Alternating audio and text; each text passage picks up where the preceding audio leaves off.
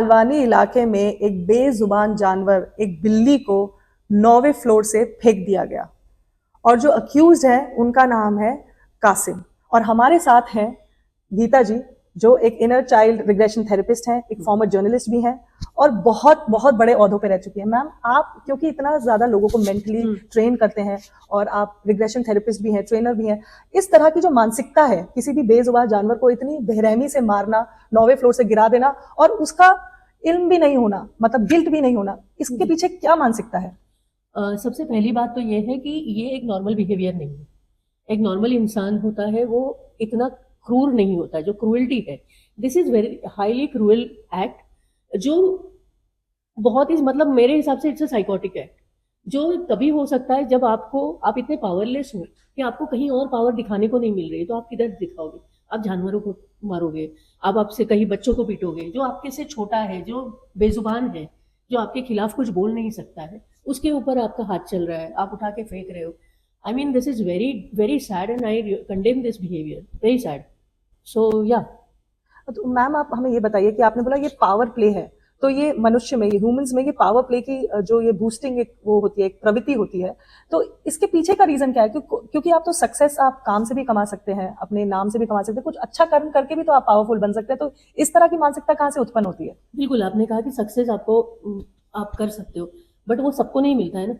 और सक्सेस की परिभाषा हर एक के दिमाग में अलग होती है। मेरे हिसाब से सक्सेस है कि पढ़ाई करके कोई टॉप करना, ये सक्सेस है। किसी के हिसाब से पैसा कमाना सक्सेस है, किसी के हिसाब से मतलब अच्छे गाने गाना सक्सेस है। So success for every person is different. So अगर उस इंसान की जिंदगी में वो पावरलेस फील कर चुका है, कहीं पे भी कोई उसको सुनने वाला नहीं है, तो वो उसके ऊपर हो सकता है कि बचपन में उसके ऊपर अब्यूजेस हुए। अब्यूज की पूरी कहानी ये है कि अब्यूज आता ही तब है जब आपने कभी अब्यूज एक्सपीरियंस किया है। एक बिना अब्यूज को, और वो भी एक्सपीरियंस नहीं किया, आपके ऊपर इस तरह के अब्यूज हो गया कि आपने उसका विरोध नहीं कर पाए।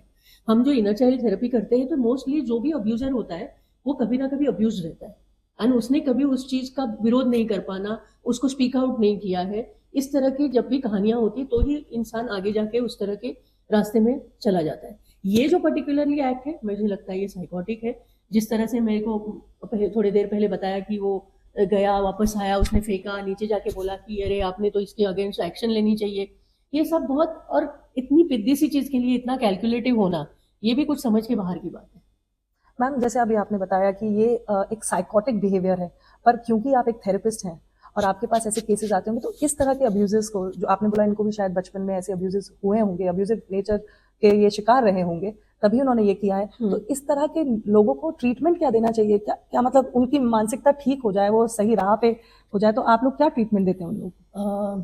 प्राची, मेरी जो अभी तक का एक्सपीरियंस है, उसमें जिनके ऊपर अब्यूज हुए हैं वही हमारे पास आए।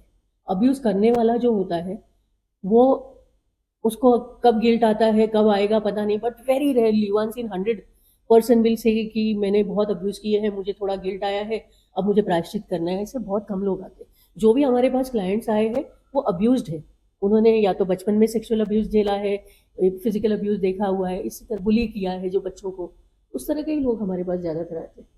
मैम, हमारी कंट्री में जो एनिमल वेलफेयर एक्ट है उसको सीरियसली नहीं लिया जाता, जानवरों को भी सीरियसली नहीं लिया जाता, जबकि अब थोड़ा कुछ सालों में कुछ बदलाव आया है कि लोग अब पेट्स के लिए, पेटा के वजह से भी बोल सकते हैं आप, पेट्स के लिए बहुत ज्यादा और एनिमल्स के लिए बहुत ज्यादा जागरूक हो गए हैं, तो इस चीज के लिए इस पूरी मानसिकता का बदलाव कैसे आएगा? अब देखो, लॉ तब आता है जब जब एक तरह की एक्सट्रीम बिहेवियर आता है। अपने यहाँ पे अभी तक, जैसे हमारी बातचीत पहले भी हो रही थी, तब मैंने कहा कि हमारे यहाँ एनिमल्स को देखा क्या जाता है, या तो वो एक वाहन है, घोड़ा है या हाथी है या कैमल है, इस तरह के हमारे एनिमल्स का उपयोग होता है, या फिर खेतों में काम करने वाले बैल है, या फिर गाय है जो दूध दे रही है, गोट्स है जिनको काट के खाया जा रहा है। So all these animals are either doing some work for you, और आपका वो फूड है ना।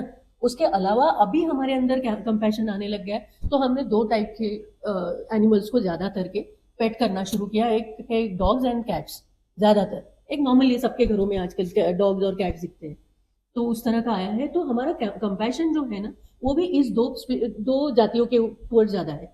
मैं बहुत ज्यादा नहीं आगे जाके बोलूंगी कि हर जानवर की तरफ लोगों का बहुत प्यार है।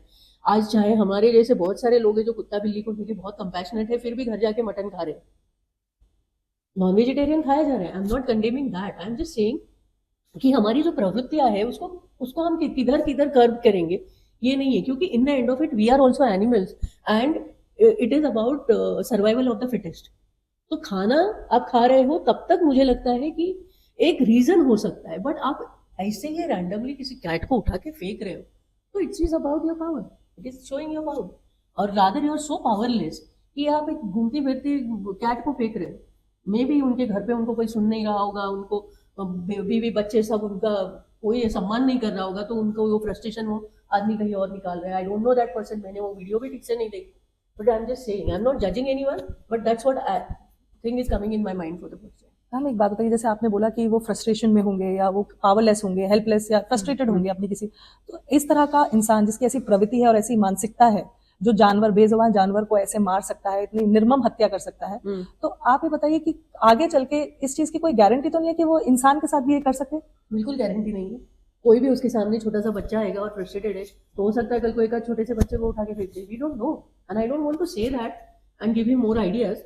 सो या दैट इज कर पॉसिबल। सकते कर सकते। तो मैम इस चीज को रोकने के लिए सरकार को और हमारे लॉ को क्या करना चाहिए, क्योंकि जानवर हमारे साथ को लिविंग है, वो हमारी ही प्रकृति का एक हिस्सा है और वो हमारे घरों में पाले जाते हैं पेट्स की तरह, और हमारे कुछ ग्रंथों में उनको पूजा भी जाता है, जैसे हम गाय की पूजा करते हैं, अश्वमेघ हम घोड़े की भी पूजा करते हैं। तो ऐसा क्या लाना चाहिए अपने उसमें कि हमारे कॉन्स्टिट्यूशन में, हमारे लॉ सिस्टम में, जिससे जानवर हमारे साथ को लिव करें और बहुत हंसी खुशी रहें? मुझे ना ये थोड़ा सा को एक्सिस्टेंस वाली जो पूरी कहानी थी वो अभी थोड़ी अलग ही होते जा रही है, क्योंकि if you are looking at Delhi, जहाँ पे स्ट्रे डॉग्स को पूरी तरीके से रिलोकेट करने की बात आ रही है, तो वहाँ कहाँ से आ गया ये को एक्सिस्टेंस, मुझे वो भी नहीं समझ में आ रहा है।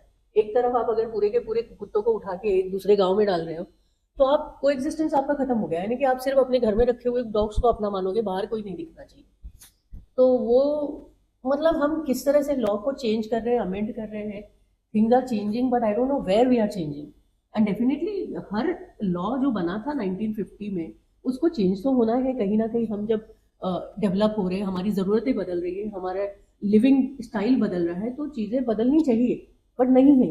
जैसे अभी वो फाइन भी 50 रुपए के शायद 75,000 हो गया है, जो मतलब पेट्स के ऊपर या जानवरों पे अत्याचार करने वालों को कुछ अब शायद बढ़ गया है। Only for valued animals, हाँ, only for value not for stray. So who will value them, who will, how can I से माय स्ट्रे डॉग जो उसको मैंने घर पे रखा, उसकी कीमत मैं 5,000 मानूं, और मैं बाहर से कोई शिज़ू खरीदूं या एक जर्मन शेफर्ड लेके, अलास्किन हस्की लेके आ जाऊं, तो हस्की को मैंने 75,000 दिया, तो फिर उसकी वैल्यू क्या ज़्यादा हो गई, और स्ट्रे डॉग को मैं मार खाना चाहिए। Is that what you are saying?